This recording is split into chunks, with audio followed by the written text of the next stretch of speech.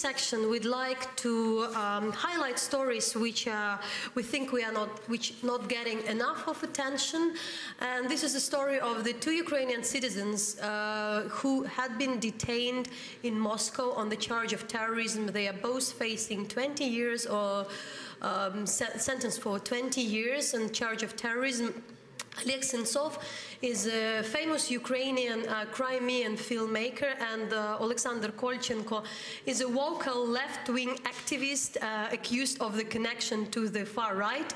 The issue with the charges are that they are absurd to the extent that the guys would be accused of attempt to blow up the train station in Yalta. Therefore, there is no train station in Yalta, and all the other cases. What is new in this story is that within the last week there were attempt, and in the Russian court, it was told that Oleg Sentsov and Alexander Kolchenko, their Ukrainian citizenship will be taken away, and they would be considered Russian citizens. Therefore, there won't be access for Ukrainian consulate, and they won't have any facilitation as it can happen with the foreign citizens. We would like shortly to listen to the testimony of Oleg in the prison. He told he's not a slave to be taken together with the land, but that you can hear yourself. Я не признаю аннексии Крыма и военного захвата Крыма Российской Федерации.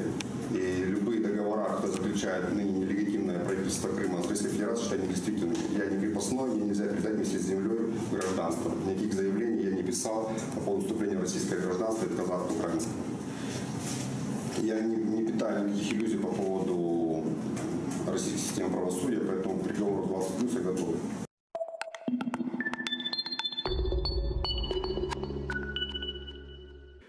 Oleg Sentsov, who you've seen, a filmmaker, he is a single parent of 2 kids who are sick, and but his case is more known because he made few movies with co-production with different European companies. Therefore, there were a lot of campaign by the cinema community also in Ukraine, which is very different for another guy. We can also see him on this screen.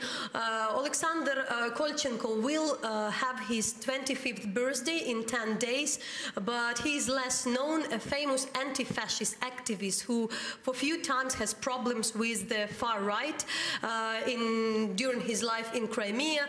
Now had been charged exactly with something opposite. Their trial cost, since they are in Moscow, it cost a lot for their families to reach them, to pay for the lawyers.